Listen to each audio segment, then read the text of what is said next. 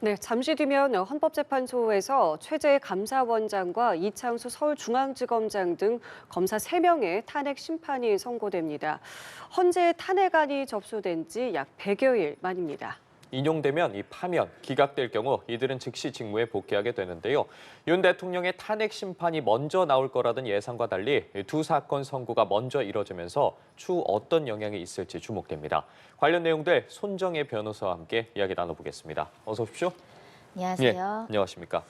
잠시 후 10시 10분이 채 남지 않았습니다. 10시부터 헌법재판소가 최재 감사원장과 이창수 서울중앙지검장 등 검사 3명에 대한 탄핵 심판을 선고할 예정인데 우선 최재 감사원장의 주문과 선고가 먼저 이뤄지게 됩니다. 어떤 부분이 쟁점인지부터 좀 짚어볼까요? 네, 그렇습니다. 감사원장에 대한 탄핵 심판 사건도 최초의 사건이기 때문에 그 탄핵의 어떤 결정에 이르거나 또는 기각에 이르는 중요한 기준들이 설치될 것으로 보이는데요.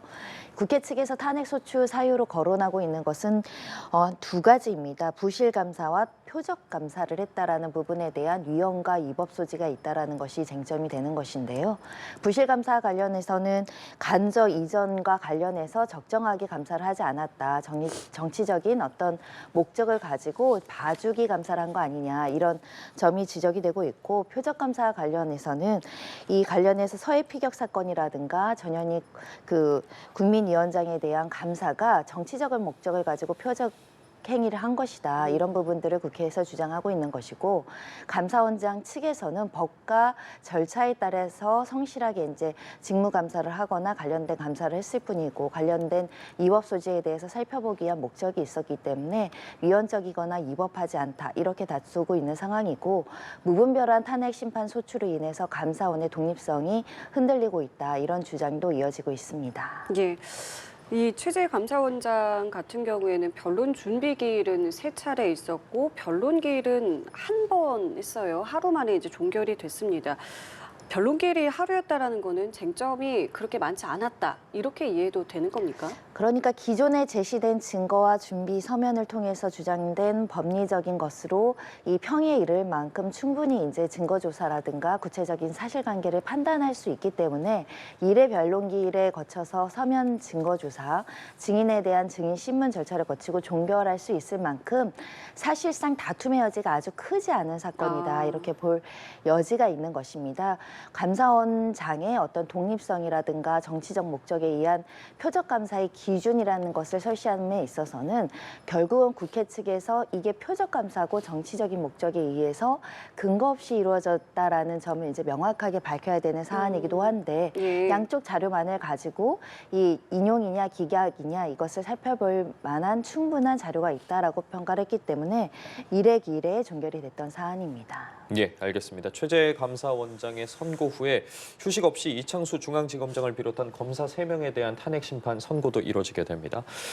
역시 2차례 변론 기일을 가졌고요. 변론이 지난달 24일에 마무리가 된 상황인데 이 쟁점도 좀 짚어주실까요? 그렇습니다. 김건희 여사를 둘러싼 도이치모터스 사건에 대해서 수사를 적정하게 했는가, 봐주기 수사를 했는가, 불기소 처분을 하는 부분에 있어서 직권을 남용한 것은 아닌가 이런 점이 쟁점이 되고 있다 이렇게 말씀드릴 수 있습니다. 결국은 단일한 한 사건에 대해서 조사를 하면서 검사 3명이 탄핵 소추가 되는 것도 사실은 굉장히 초유의 사태이고 특히 검사 측에서도 기소를 하거나 불기소하거나 수사를 어떻게 하고 그 절차나 압수수색 영장을 어떻게 집행할지는 검사 고유의 권한이기 때문에 정해진 절차 내로 우리가 업무를 했을 뿐이다. 이렇게 항변을 하고 있는 것이고 이 국회 측에서는 도이치모터스 관련해서 압수수색 영장이라든가 관련된 절차에 대한 언론에 대한 브리핑 과정에서도 허위 사실을 공표할 만큼 의도를 가지고 소위 말하는 봐주기 수사를 한 것이 명확하다. 이렇게 입장이 대립되어 있다. 이렇게 말씀드릴 수 있고요. 결국은 헌법재판소에서 검사들이 수사한 내용과 수사를 결과로 이제 기소, 불기소 처분에 있어서 아주 명확한 위법 사항이 있는가, 위헌적인 부분이 있는가 이 부분에 대한 판단도 같이 나올 것으로 예상되는 상황입니다. 예. 자, 이 윤석열 정부가 출범하고 지금까지 이제 탄핵 심판에 그러니까 헌재 접수된 것이 13건이고 여기에서 지금 파면 결정이 나온 사례가 없지 않습니까? 뭐 조심스럽긴 합니다만은 지금 쟁점을 저희가 짚어왔는데 두 탄핵 사건에 대한 어떤 결과가 지금 어느 쪽으로 조금 기울어져 있다고 저희가 보면 되겠습니까? 뭐 단언 드리기가 어려운 주제이긴 하지만 현재 시점에서는 일부 인용의 의견은 나올 여진이 있지만 6명을 넘어서 탄핵 결정까지 나오기는 다소 국회 측의 주장이 부족하거나 조금 증거가 미약한 측면이 있는 것 같습니다.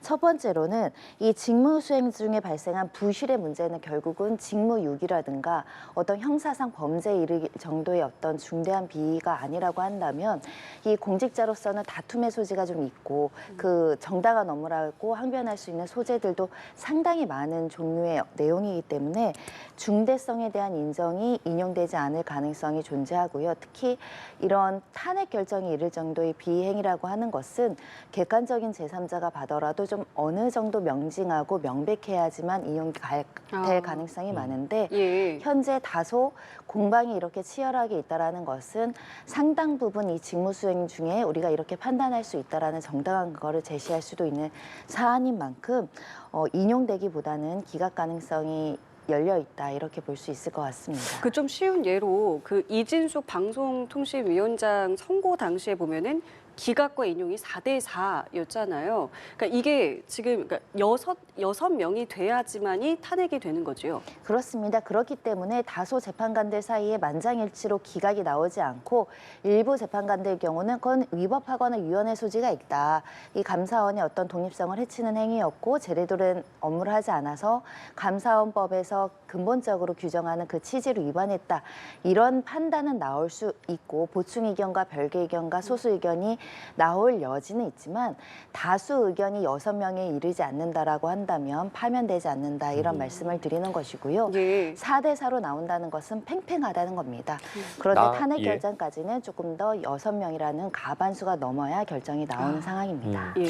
나아가서요. 앞서 검사 3인에 대한 탄핵 심판 변로 준비기일에서 재판관 같은 경우에 소추 사유가 특정됐는지에 따라 각하 사유가 되는지 아닌지도 문제가 될 수 있다라고 언급을 하기도 했거든요. 이 부분에 대해서는 좀 어떻게 연관 지어봐야 되겠습니까? 결국은 이창수 중앙지검장 같은 경우는 이런 주장을 하고 있습니다. 결국은 이 수사 과정에서의 문제라든가 불기소 처분에 이를 때는 결국은 일선 수사팀의 검사들이 일단 판단을 한 것이고 그 결정을 존중한 것이기 때문에 탄핵 소추와 관련해서 이 불기소를 하거나 언론에 브리핑한 직접적인 당사자가 아니고 이 검사들에 대해서 어떻게 보면 상급자로서의 관리 책임이 있다는 측면에서의 중대한 비행위가 있다라고 한다면 조금 더 사실관계를 명확하게 사람별로 특정을 해서 구체적인 사실관계를 하나하나 그 사람이 했던 직접적인 행위별로 구체화하고 특정을 할 필요가 있었는데 이것을 추상적이거나 뭉뚱그려서 이 종합적으로 어떤 기재를 하게 된다고 한다면 특정의 문제가 발생할 여지가 있기 때문에 그 부분과 관련한 지적도 있었던 것으로 보입니다. 예.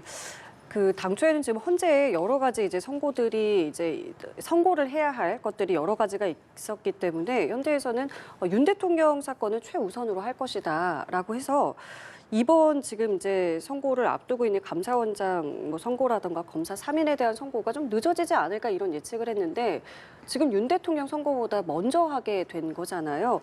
이 배경은 어떻게 좀 보고 계십니까? 네, 처음에는 가장 시급한 사건이고 직무 공백 상태에서 우리나라의 국익을 가장 해칠 수 있는 공백 상태는 대통령이 1인자이기 때문에 대통령 먼저 하겠다. 이것이 예. 신속하게 결정될 필요성이 지대하다 이렇게 판단을 했으나 대통령 측과 특히 이제 국민의 측 그리고 국민들의 일부가 대통령 사건이라고 하더라도 이 순서대로 신중하게 정해진 절차대로 해야지 졸속해서는 안 된다. 이런 주장이 일부 있었기 때문에 이 주장을 일부 받아들인 측면도 있을 것이고요.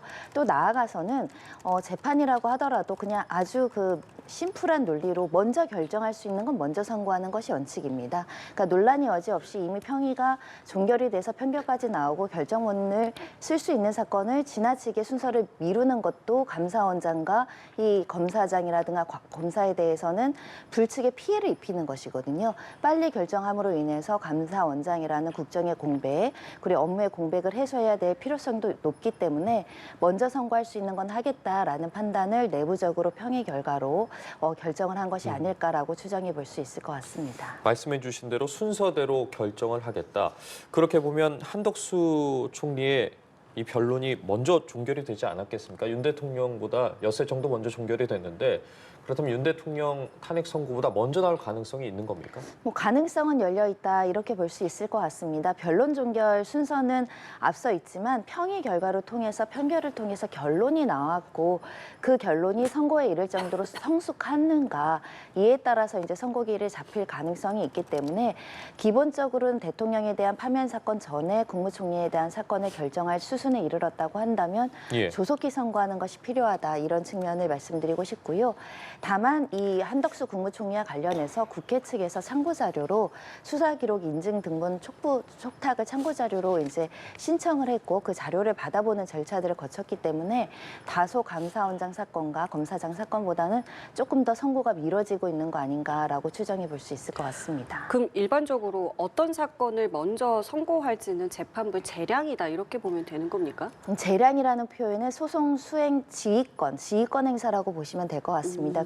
즉 재판을 어떻게 열고 증거 조사를 어떻게 하고 선고 일정을 어떻게 잡고 어떤 사건을 먼저 선고할지 여부는 재판관들의 소송 지휘권 행사 일환이기 때문에 결국은 재량적 판단으로 그때 그 사안별로 재판관들의 평의를 거쳐서 선고 기일을 지정한다라고 해석할 수 있습니다. 예. 네. 자, 그래서 이제 잠시 뒤면 이제 10시가 넘었기 때문에 이제 곧 속보를 통해서 결과가 나올 것 같은데요. 오늘 같은 경우에는 이 탄핵 심판 선고가 주문을 낭독을 하고 선고 이유를 설명한다라고 합니다. 그렇게 되면 이제 저희가 먼저 이야기를 듣게 되는 거가 될 텐데요. 지금 막 속보가 들어왔군요. 최재 감사원장 탄핵 소추가 기각이 됐습니다. 최재 감사원장 탄핵 소추가 기각됐다는 속보가 지금 막 들어왔습니다. 이렇게 되면 바로 직무에 복귀를 하게 되는 겁니다. 탄핵 소추가 진행된 지 98일 만에 결론이 조금 전에 나왔고요. 최재 감사원장은 탄핵 소추가 기각됐다는 속보가 지금 막 들어왔습니다. 결국 저희가 조금 전에 봤던 그 쟁점이 이제 두 가지였잖아요. 이제 부실 감사, 표적 감사 이 부분에 대해서 기각이라는 결정을 내렸군요. 그렇습니다. 그 탄핵 소추 사유에 대한 근거가 부족하거나 이것을 입증할 만한 충분한 사유가 없었기 때문에 기각에 이르렀다 이렇게 봐야 될 것으로 보이고 예. 특히 이런 주장들이 성립이 가능했을 것입니다. 표적 수사라고 하지만 예. 그 당시 구체적으로 언론을 통해서 구체적인 의혹이 제기되는 상황이기 때문에 감사원이 그 권한 범위 내에서 이 직무를 감사를 해야 될 실질적인 필요성과 근거가 존재했다. 그런 점에 대해서는 이것이 다소 어떤 특정 어떤 진영에 대해선 불리한 감사일지언정 우리 헌정 사상이나 국가의 이익에 부합하는 감사 행위라고 했다고 한다면 그 자체만으로 위헌과 위법 소지가 있다라고 보기 부족하다 이런 판단을 하지 않았을까라는 생각을 하고 있고요. 예. 특히 대통령 집무실과 간절을 이전하는 부분에 있어서 위법하거나 위헌적인 소지가 있느냐 명확하게 이것이 있지 않다고 한다면 그 당시에 내부 직원들이 이것을 감사를 했지만 뚜렷한 근거를 찾지 못했고 그 보고나 그 업무 과정들을 이 감사원장으로서는 보고 과정에서 특별한 하자가 없으면 수용을 했다. 그렇다면 감사원장의 직무에 있어서 이것을 은폐를 하거나 적극적으로 어떤 증거인멸을 통해서 감사를 중단을 시키거나 감사 결과가 왜곡한 게 아니라고 한다면 예. 정상적인 업무 범위 아니냐 이런 취지의 판단도 있었을 것 같습니다. 예, 지금 계속해서 관련한 추가적인 속보가 들어오고 있는데 헌법재판소가 전원 일치로 최재 감사원장의 탄핵 소추안을 기각을 했습니다. 별개 의견 3인이라고 하는데 이 별개 의견이라는 부분은 어떤 건지 좀 설명을 부탁드리겠습니다. 별개 의견은 관련해서 다수 의견과 의견을 일치하나 그 논리적인 구조와 관련해서 좀 다른 의견이 개진됐을 때 별개 의견이라고 이야기를 하는 것인데요. 예. 아무래도 결론적으로는 위헌과 위법 소지가 중대하지 않아서 탄핵은 기각돼야 마땅하지만 감사원으로서의 이런 어떤 정치적 중립성이라든가 독립성에 오해를 사지 않을 정도의 충실한 선관 의무는 있다. 이런 부분들을 설치하지 않았을까 예상하고 있는 상황이나 일단 결정문이 나와야 그 구체적인 내용은 확인될 수 있을 것 같습니다. 하지만 어쨌든 탄핵이 기각되어야 하는 것은 마땅하다라는 부분에 있어서는 전원 일치이나 지금 말씀하신 것처럼 이제 별개 의견이 이제 3인의 의견이 이제 담겼다라는 부분까지 현재 속보로 들어왔습니다. 들어왔습니다. 앞으로 이제 계속해서 이 선고에 대한 이유를 설명이 있을 테고요. 관련한 이제 속보도 계속해서 들어올 텐데요. 예, 헌재에서는 감사원장이 독립성을 훼손했다고 보기 어렵다라고 이유를 밝혔다고 합니다. 예. 결과적으로 저희가 계속해서 이야기를 나눴던 그 쟁점에 대한 부분에 대해서 독립성을 훼손했다고 보기는 어렵다라는 결정을 내렸는데요. 그렇습니다. 국회 측에서는 이 대통령에게 정치적으로 유리한 측면에 감사만 한 것이기 때문에 표적 감사이다 이런 주장을 했습니다. 대표적으로 전현희 국민권익위원장이나 서해 피격 사건이나 이태원 참사와 관련해서 부실 수사를 한 부분은 모종의 어떤 정치적인 의도를 가지고 감사 업무에 대한 적정성을 위반한 거 아니냐 이런 주장이 있었지만 그에 관련한 근거가 부족하고 특히 이런 서해 피격 사건이라든가 이런 사건들 같은 경우는 시민단체의 고발이나 여러 가지 언론의 문제 제기를 통해서 이제 수사가 확전되는 과정에서 이 감사가 실시된 측면도 있었기 때문에 이렇게 전 정권에 대한 특정 문제에 대해서 감사를 실시했다는 이유만으로 이 감사원이 독립성을 침해할 정도에 이르지 않았다 이런 평가가 있었던 것으로 해석되고 있는 상황입니다. 예, 다시 한번 말씀을 드리겠습니다. 헌재에서 조금 전에 최재 감사원장에 대한 탄핵 심판 선고가 있었습니다. 탄핵 소추는 전원일치로 기각이 됐습니다. 이렇게 되면 최재 감사원장의 경우에는 이제 즉시 직무에 복귀할 수 있게 되겠습니다. 헌재에서는 감사원장이 독립성을 훼손했다고 보기는 어렵다라는 이유를 설명을 했고요. 전원일치로 탄핵 소추안이 기각이 됐습니다. 다만 별개의 의견에 대해서 3인의 의견이 있었다라는 부분도 속보로 들어왔습니다. 또 하나의 또 설명이 들어왔네요. 사드 배치 지원 의혹 감사에 대해서 이 부분도 규정을 위반한 것은 아니다라는 헌재 설명이 들어왔군요. 그렇습니다. 규정을 위반하지 않았다라는 부분은 명확한 위법과 이런 규정 위반 사안을 발견하기 어렵다는 결국은 증거 부족, 명백한 어떤 하자를 발견하기 어렵다라는 측면에서 일치된 의견으로 기각 결정이 나오지 않았을까 생각이 들고요. 특히 이렇게 감사원장에 대한 탄핵 소추와 관련해서는 기본적으로 한 기관의 수장에 대한 직무를 정지시킴으로 인해서 탄핵 소추까지 이루어지려고 한다면 객관적인 제3자가 봤을 때 어느 정도 명확한 비행위가 뚜렷하게 잡혀야 하는데 현재로서는 직무 수행 과정에서 특히 그 감사원의 본래 직무 권한 내에서 행한 감사의 적정성을 문제 삼기 때문에 그 적정성이 다소 부적정하다라는 것을 넘어서 위법할 소지가 있고 굉장히 중대한 비행위까지 연결이 돼야지 탄핵 결정이 이루어지거든요. 예. 그런 면에 있어서는 다소 부적정하거나 다소 의심되는 상황이 있다고 하더라도 이 사유만으로는 중대성이 부족하기 때문에 탄핵에 이르기는 어렵다. 이런 판단에 전체적인 맥락이 써 있지 않을까 합니다. 그럼 지금 조금 전에 저희가 그 쟁점 이야기를 했을 때 뭐 여러 가지 건들이 있었잖아요. 뭐 대통령 집무실부터 해서 지금 나온 뭐 사드 배치라던가 전현희 전 국민권익위원장에 관한 것들 여러 가지 건건이가 다 있었는데 그러면은 말씀하신 것처럼 이게 뚜렷한 비위 행위가 확실하게 잡히지 않고 이게 그냥 적정성을 그냥 조금 위반했느냐 요 정도 수준이라면은 이게 이제 그러니까 파면까지 가기는 어려운 흐름이다 이렇게 봐야 되는 겁니까? 쉽게 말씀드리면 일반 공무원들 같은 경우에는 어떤 잘못을 하거나 업무 과정 중에 실수를 하거나 부적정한 행위를 하거나 또는 위법한 행위를 했을 때 징계 네. 절차에 돌입을 하죠. 징계가 개시된다고 하더라도 그 비위가 굉장히 중대해서 파면에 이를 정도로 중징계 사유가 발견되고 증거로서 확인돼야 중징계까지 갑니다. 즉 이 사건 같은 경우는 별개 의견이 뭐라고 되어 있는지는 알 수 없으나 중징계에 이를 사안은 아니고 경징계에 그치는 사안이거나 경징계 사유도 존재하지 않는다 이런 판단이 있을 것 같고요. 이 감사원의 어떤 감사의 어떤 행위나 감사의 절차들은 모두 관련된 규칙, 내부 기준에 따라서 행해지게 되어 있는데 내부 기준과 관련 규정과 관련 법령을 위반하면서까지 부적정하거나 어떤 표적 감사를 실시하지 않았다고 한다면 그 자체로 그것이 위법하다라고 명확하게 판단하기 어렵기 때문에 지금 현재에서는 만장일치로 기각 결정을 내린 것으로 보입니다.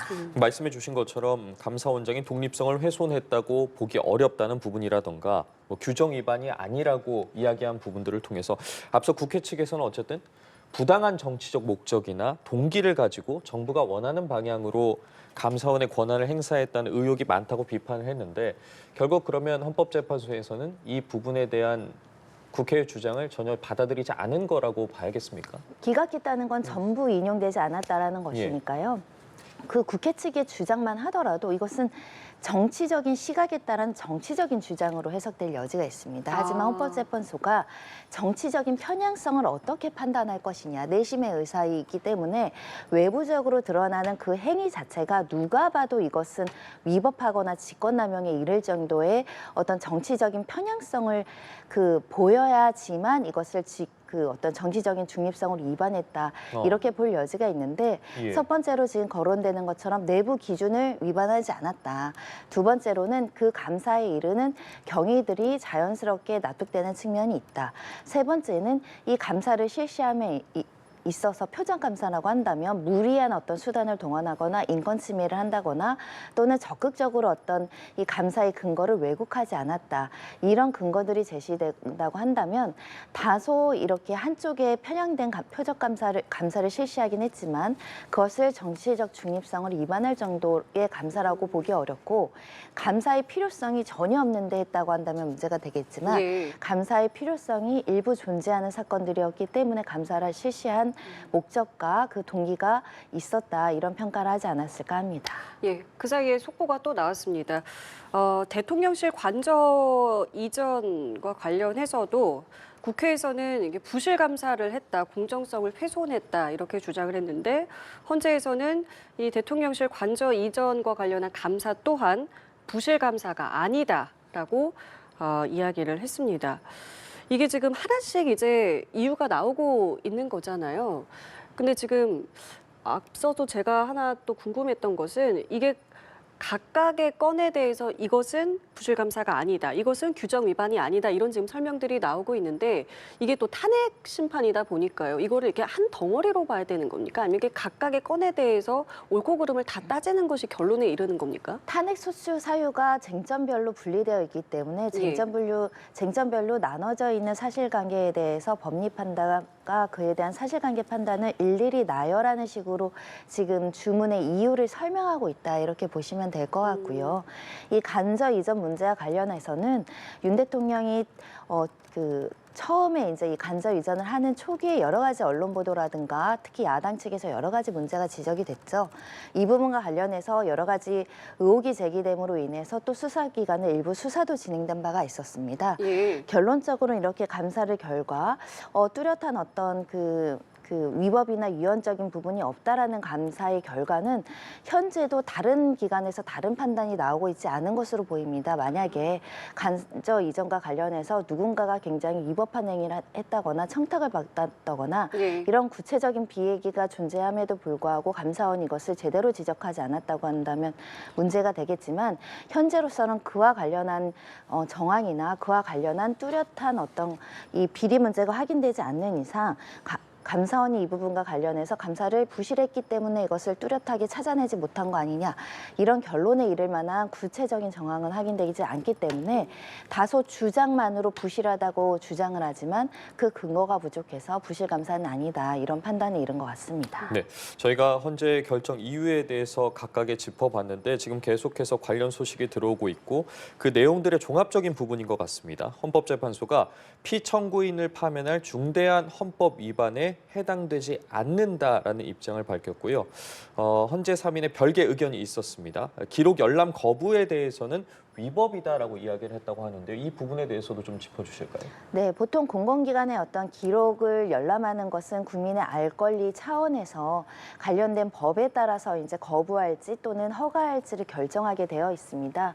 관련된 규정과 내부적인 기준들이 있음에도 불구하고 이것을 위반해서 기록 열람을 하지 않은 부분과 관련해서는 위법의 소지가 있다 이런 판단이 나온 것으로 보이고 다만 위법하더라도 그것이 중대해서 그 탄핵에 이를 정도의 어떤 사유가 돼야 되는데 기록 열람을 허가하지 않았다는 사유만으로 파면시킬 수는 없다. 이런 내용이 적혀 있는 것으로 보입니다. 예, 알겠습니다. 이렇게 감사원장에 대한 탄핵 선고가 만장일치로 기각이 되면서 최재 감사원장은 바로 직무에 복귀를 하게 됩니다. 아마 이제 감사원에 곧 출근을 할 것 같은데요. 관련해서도 들어오는 속보가 있으면 계속 전해드리겠고요. 자, 이제 감사원장에 대한 선고와 또 설명이 끝나게 되면 이제 검사 3명에 대한 주문과 설명도 바로 이어지게 되는데요. 저희가 앞서도 뭐 쟁점에 대해서 간략하게 이야기를 했습니다만 어떤 부분을 좀 저희가 눈여겨서 보면 좋겠습니까? 네, 검사 3명에 대한 부분은 크게는 2개입니다. 도이치모터스 사건과 관련해서 해야 할 수사를 제대로 하지 않고 방만하게 또는 누군가를 은폐하거나 봐주기 수사를 했는지 여부이고요. 두 번째는 압수수색이나 여러 가지 영장 청구 과정에서 이 설명을 함에 있어서 고의적으로 명확하게 허위 사실을 인지함에도 불구하고 이것을 잘못 설명했는가라는 부분이 쟁점이 될 여지가 있는데 이와 관련해서는 이 지검장이나 담당 검사 입장에서는 원리 원칙대로 수사를 했고 관련된 증거나 관련된 증인들의 진술을 종합해 봤을 때 이것을 기소에 이를 만큼 확실한 어떤 유죄의 어떤 근거를 찾기는 부족했다 이런 설명을 했을 것으로 예상되는 상황이고요. 언론을 통해서 이 수사 경위나 이 영장 집행 과정에 대한 설명은 다소 혼선되는 부분이 있었으나 그와 관련해서 어떤 고의성과 허위 사실을 명확하게 인식하면서 이야기를 한 바가 없다. 그리고 특정한 목적을 가지고 그런 행위를 한 것이 아니고 이 다양한 요소들을 설명하는 과정에서 일부 착오 오인에 기초한 잘못된 설명이 있을 뿐이다. 이런 주장을 할 것으로 예상이 됩니다. 그런 만큼 다소 부적정하거나 다소 명확하지 않는 측면이 있다고 하더라도 이것이 검사의 직무를 파면할 정도의 중대한 어떤 징계 사유이냐 그것은 그렇지 않다라는 것이고 특히 이 사건 같은 경우는 도이치모터스 사건과 관련한 수사팀의 인원이 굉장히 방대합니다. 오랜 기간 수사를 했고 그와 관련된 검사들이 많았고 그 검사들의 의견을 따라서 수사팀의 의견을 존중해서 이렇게 결정을 하는 내용들을 가지고 이것이 명확하게 헌법을 위반했거나 중대한 비행이라 이렇게 볼 만한 근거가 제시되지 않는다고 한다면 이 역시 기각적으로 갈 가능성이 굉장히 있다라고 생각하고요. 예. 이 부분은 그 민주당에서도 탄핵소추 의결을 하면서도 어느 정도 예견했을 겁니다. 기각될 것을 예상하고 탄핵소추했다라는 의견이 지배적이지 않았을까라는 생각도 해보는데요. 결국은 이 부분과 관련해서 더 철저히 수사하지 않는 검찰에 대해서 할 수 있는 수단이 별로 없기 때문에 탄핵소추를 함으로 인해서 이 어떤 정치적인 중립을 더 명확하게 지키고 철저하게 수사를 하라는 취지에서의 탄핵소추라고 한다면 실질적으로 법리적이나 사실관계나 다소 검찰이 여러 가지 봐주기 수사 아니야 국민적인 의혹이 있었다고 하더라도 그 의혹과 추상적인 주장만으로는 파면까지는 결정문이 쓰기가 근거가 좀 부족한 사안이 되지 않을까 그런 측면에서도 아까 감사원장의 어떤 주문과 이유와 마찬가지로 중대한 헌법 위반, 중대한 법률 위반은 보이지 않는다. 기각될 가능성이 있어 보입니다. 그러니까 조금 전에 그 최재 감사원장의 경우에도 파면을 할 정도로 중대한 헌법 위반에 해당이 안 된다. 그러니까 결국에는 파면을 할 정도로 헌법을 위반했느냐 이 부분을 봐야 되는 거군요. 그렇습니다. 한마디로 그냥 굉장히 큰 잘못을 했기 때문에 직무에 도저히 복귀시켜서는 안 되는 중대한 비행위자야만 탄핵이 의결되는 것이기 때문에 현재로서 앞서 보신 것처럼 일부 위법한 사안이 있지만 그것만으로는 파면을 할 수 없다는 거죠. 중대성이 굉장히 중요하고 나아가선 명백성도 중요하고 특히 이 직무 복귀를 하지 않을 정도의 근거가 충분히 제시돼야 되는 만큼 현재로서는 그것을 입증할 책임은 국회 측에 있고 현재는 판단 위치에 있는 사람이기 때문에 만약에 입증할 자료가 충분하지 않고 근거가 충분히 제시되지 않는다면 입증 책임이나 현재로서는 뭐 직권 판단의 어떤 사유들도 있지만 부족하다, 근거가 없다, 위반 사항이 없다 이렇게 판단될 수 있는 사안입니다. 앞서 전원일치로 최재 감사원장에 대한 탄핵소추안이 기각이 됐습니다. 그러면서 이제 헌재 3인에 대한 별개 의견이 나오지 않았겠습니까? 이번에도 그렇다면 뭐 어떤 결정이 나오든 간에 이런 식으로 별개 의견이 있을 가능성에 대해서는 배제할 수 없겠습니까? 그렇습니다. 왜냐하면 전부 다 그 행위 자체가 온당하고 정당하고 한치의 오차 없이 행한 행위가 아니었기 때문에 사회적으로 논란이 됐고 정치권에서 정쟁화되어 있는 사안이라고 한다면 예. 다소 이런 부분을 중대한 비행위까지 우리가 파면에 이르진 않지만 검찰의 독립성과 검찰이 공익적 이치에 비춰 볼 때의 객관 의무가 무엇이냐, 이 객관 의무에 대해서는 성실하지 않은 거 아니냐, 이런 의견도 충분히 제시되거나 소수 의견이 제시될 가능성도 있지 않을까 합니다. 예. 자, 최재 감사원장에 대한 탄핵 심판 선고가 10시가 조금 넘어서 있었고요. 이제는 서울중앙지검장을 비롯한 검사 3인에 대한 탄핵 심판 선고가 곧 있을 예정입니다. 아직은 나오지 않았고요. 이렇게 되면 이제 탄핵 소추 98일 만에 결론이 나게 되는 겁니다. 앞서 전해드린 것처럼 최재 감사원장의 경우에는 전원 일치로 기각이 됐습니다. 별개 의견도 3인이 있었고요. 자, 이렇게 되면서 최재 감사원장은 이제 감사원에 바로 출근을 하게 되겠습니다. 검사 예. 3인에 대한 결과도 곧 나올 예정입니다. 예. 검사 3인에 대한 관련 쟁점을 잠시 정리를 해드리자면 양측의 입장을 따라 보면 최종 의견 진술 당시에 이창수 중앙지검장 같은 경우에는 수사팀 의견을 존중하고 최종적으로 검사장인 본인이 책임진다는 자세로 철저히 검증을 해서 증거와 법리에 따라 사건을 처리했다면서 탄핵소추 사유를 부인을 했습니다. 다른 검사들도 마찬가지 의견이었는데요. 반면 국회 측은 당시 서울중앙지검이 언론 브리핑을 하면서 일부 사실과 다르게 말했고 김건희 여사를 부당하게 불기소했기 때문에 헌법과 법률을 어겼다고 주장을 했습니다. 이와 관련해서 헌재는 피청구인 신분을 포함해서 2차례 변론을 열어서 사건을 심리하고 지난달 24일에 변론을 종결을 했는데요. 최재 감사원장 같은 경우에는 한 번의 변론이 있었고 검사 3인에 대해서는 2차례 변론을 열었습니다. 이 변론 횟수라고 해야 될까? 이 부분에 대해서 좀 더 다룰 쟁점이 많았다라고 해석을 하면 되겠습니까? 당사자들이 여러 명이고 관련된 사실관계가 조금 더 방대하다 보니 이 부분과 관련한 논점이 되지 않았을까 생각을 합니다. 다만 이 사건의 쟁점은 그러니까 어떤 사건에 있어서 기소하는 게 적당했느냐, 불기소하는 게 적당했는가, 수사의 적정성에 대한 다툼이기 때문에 이런 사건들이 명확하게 유형과 위법하다라고 판단이 되려면 결국은 이 사건의 수사의 절차와 이 사건의 실체적인 규명을 다시 해야 되는 문제가 있습니다. 즉 특검을 통해서 이 김건희 여사에 대한 도이치모터스 사건이 특검 논란이 굉장히 오랫동안 지속됐던 사건 아닙니까? 검사 측에서 이것을 제대로 된 수사를 하지 않기 때문에 이 독립적인 특검이 해야 된다 이런 주장이 있어서 이게 만약에 수사의 적정성을 가르려면 헌재는 수사기관의 어떤 판단에 대해서 적정한 여부를 판단하는 기관이 아닙니다. 결국은 수사기관이 불기소했을 때 이것을 상급심에서 뭐 이의 신청이나 항고나 재항고나 이런 절차로 거쳐서 위법하다, 뭐 재기수사 명령이다 이런 절차들이 있기 때문에 그 절차를 봤을 때 뚜렷하게 위법 사항이 없다라고 한다면 수사 자체가 너무 불기소한 게 위법하다 이렇게 판단하기에는 조금 무리가 있는 사건이거든요. 만약에 인용 결정이 나오려면 그 사실관계는 이렇게 정리돼야 됩니다. 이 주가 조작이나 이런 관련해서 그 가정에서 특검을 설립해서 수사를 하고 수사를 했더니 명확한 증거가 있는데 이것을 은폐하고 이것을 수사기관에서 적극적으로 찾지 않아서 결국 기소가 되고 유죄가 나옵니다. 그렇다고 한다면 수사기관의 판단이 명백한 오류라는 결과에 도출하지만 지금 상황에서는 이 김건희 여사와 관련한 도이치모터스 사건이 수사가 부적정하거나 위법하게 은폐를 해주거나 감싸줬다라는 명확한 근거를 법리적으로 판단하기가 어렵습니다. 그런 측면에서는 검사들의 어떤 수사의 적정성과 수사 절차의 위법성을 헌재에서 이것은 명확하게 위법합니다라고 판단하기에는 다소 무리가 있는 상황이고 근거가 제시되기 어려운 상황이다.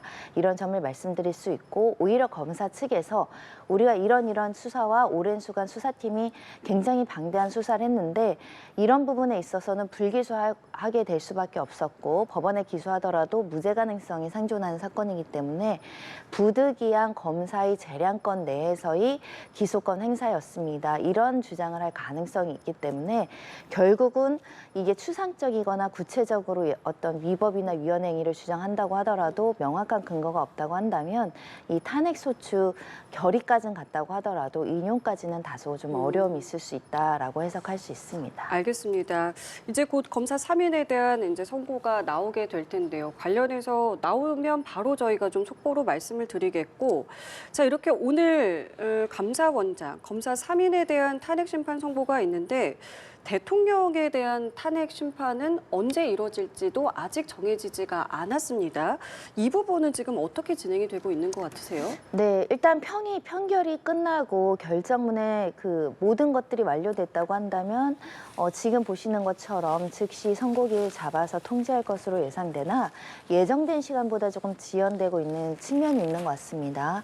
그 이유는 앞서 다른 사건을 선고함으로 인해서 평의 과정들이 조금 더 소요되기 때문에 지연되는 측면이 있을 여지도 있고, 두 번째로는 워낙 이 사건이 우리 사회에서 굉장히 양쪽이 대립돼서 치열하게 공방이 있고 또 정치적인 의견 표명에 장이 되고 정쟁화된 사건인 만큼 결정문 하나하나를 쓸 때 굉장히 표현에 그 신중을 기하고자 조금 더 오랫동안 살펴보는 게 아닐까라는 예상도 하고 있는 만큼 바로 내일이 14일인데 오늘 기일을 잡지 않으면 다음 주로 넘어가는 상황이 더 가능성이 열리는 상황이어서 예정보다는 조금 늦어진다라고도 볼 여지가 있고, 특히 헌법재판관들이 워낙에 너무 신속한 재판을 추구하다 보니까 졸속 재판에 우려가 있는 거 아니냐, 이런 일각의 여론에 대해서도 굉장히 신경 쓰고 있다, 이런 판단도 할 수 있기 때문에 예상을 깨고 조금 더 지연될 가능성도 배제하기는 어렵고, 특히 과거의 역대 대통령에 대한 선고 기일보다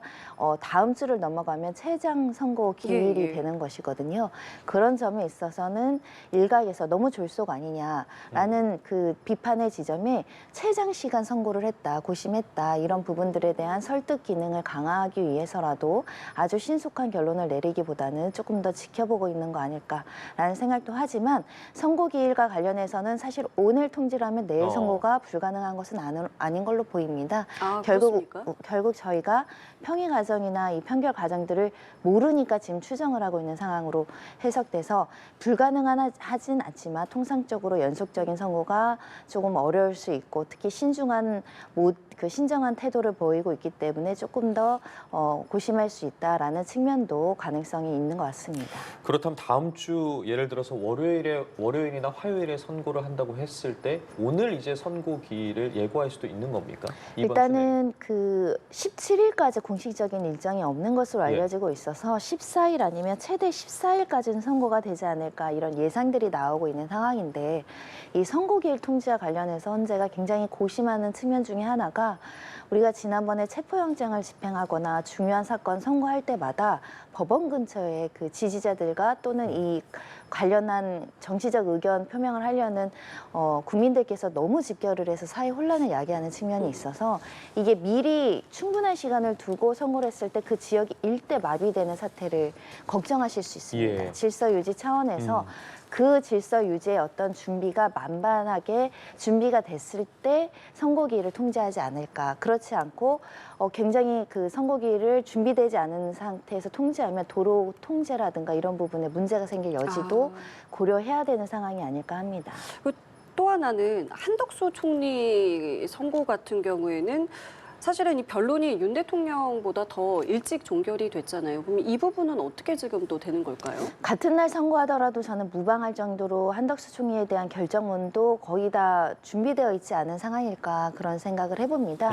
그런 측면에서는 같은 날 선고될 수도 있고 또는 뒤늦게 선고될 수도 있고, 결국은 이 부분도 재판부의 평의 결과에 따른 그 재량적 사안이기 때문에 예측하기는 어렵지만, 한덕수 총리 사건 같은 경우는 피청구인 측에서 조속한 재판을 요청을 했던 상황이고, 국회 측에서 오히려 증거 신청을 하고 지금 참고 자료로 국무위원 회의록이나 이런 것들을 더 살펴봐달라, 이런 주장이 나오고 있기 때문에 만약에 이 부분과 관련해서 뒤늦게 들어오는 참고 자료를 조금 더 검토해야 된다고 한다면 대통령보다는 좀 더 늦게 선고될 가능성도 있고, 예측하는 것이 무의미할 정도로 지금 헌재에서 예측과 다르게 평의 결과를 계속적으로 진행하면서 절차 진행에 대한 순서, 내용 이런 것들이 조금 최초의 예상과 최초의 의견과 달라지는 부분들이 있거든요. 결국은 지켜봐야 되는 문제 같습니다. 어쨌든 예상보다는 선고 일정이 좀 진행이 길어지면서 정치권에서도 그렇고요. 양측의 대리인에서도 그렇고요. 계속해서 이야기가 나오고 있는 상황인데 윤 대통령 측에서 탄핵 이후에 지지율이 상승했다는 자료를 헌재에 제출을 했습니다. 당초에 뭐 변론 재개 신청을 할 것이냐 안 할 것이냐 뭐 이런 부분에 대한 이야기도 있었는데 지지율 상승 자료를 제출한 것에 대해서는 어떻게 봐야겠습니까? 국민적 여론을 제시하고 싶었던 것으로 보입니다. 헌법재판소와 법리와 사실관계에 따라서 재판을 하는 것이지만 이 사안과 관련해서 특히 비상계엄의 정당성, 목적성 그리고 비상계엄을 선포할 필요성에 대해서 많은 국민들이 지지를 하고 있다는 것을 보여준다고 한다면 대통령 측에서 주장하는 비상계엄의 그 역량이 그 순기능이 있었다라는 것을 또 항변할 수 있을 뿐만 아니라 특히 지지자들이 업무 복귀 필요성을 주장하고 있다라고 한다면 그 중대성 판단에 있어서 업무 복귀를 한다고 하더라도 우리 사회에 미치는 파장이 크지 않을 수 있다. 국익을 훼손하지 않을 수 있다라는 국민적인 어떤 여론도 감안을 해달라 이런 취지로 이제 지지율을 제출한 것으로 보이지만 기본적으로는 재판이기 때문에 재판에 어떤 탄원을 하거나 어떤 지지율이 있다고 하는 것은 실체적인 사실관계에 대한 판단에는 아주 주요하게 영향을 미치는 사유는 아닙니다. 참고 자료로서 제출하지 않았을까 생각합니다.